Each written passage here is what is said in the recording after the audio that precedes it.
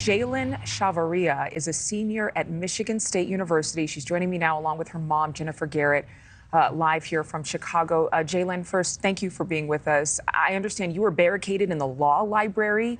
How are you doing this morning? I'm still pretty much in shock. I really didn't believe it when my friend had came in and showed me the email.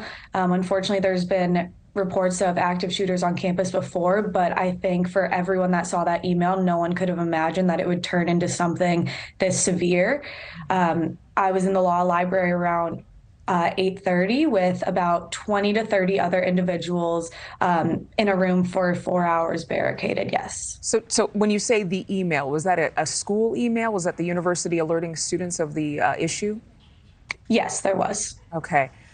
Did you ever hear gunshots?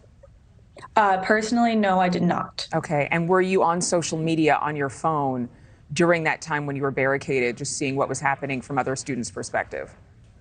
Not necessarily on social media. I did have other students or other friends that were all across campus. And just because it was so widespread, we were all in group chats, communicating with each other, just everyone sending random texts just to let each other know that we still are okay, and any updates with that.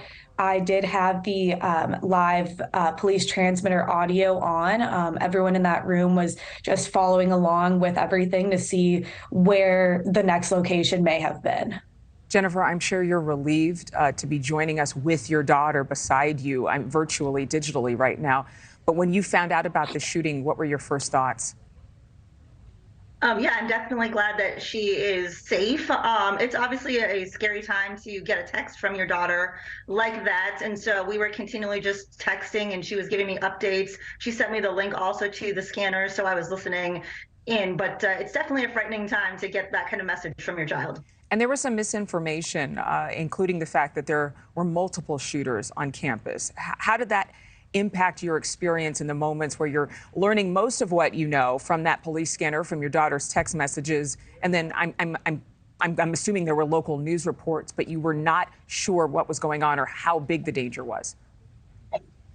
Yeah, I mean, hearing that there's multiple shooters, it obviously escalates the severity of who could be on campus and the danger to the students. So that definitely increased the stress level, and just not being there was also a stressful time. And so it was good to see the police conference when they said there was only one shooter, but not knowing what was going on. I mean, things are just happening so fast. And so it's definitely just a stressful time. But when did you finally feel like you could go to bed last night? Because obviously this went on for hours and hours.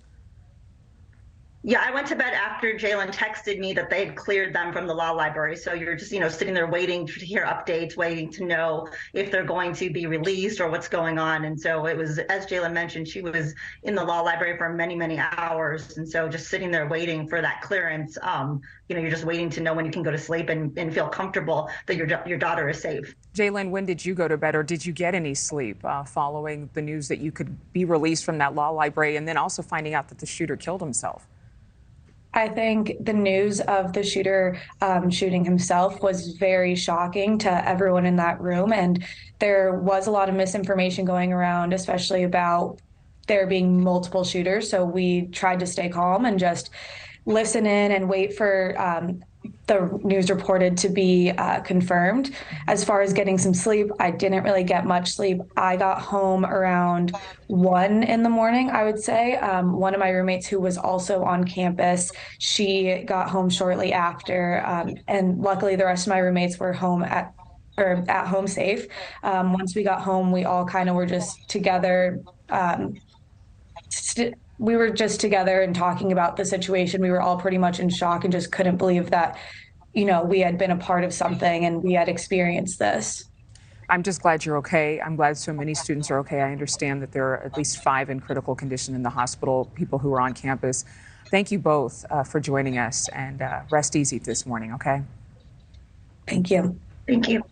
Thank you for watching. Go to newsnationnow.com to find News Nation on your television provider. And don't forget to click the red subscribe button below to get more of News Nation's fact-driven, unbiased coverage.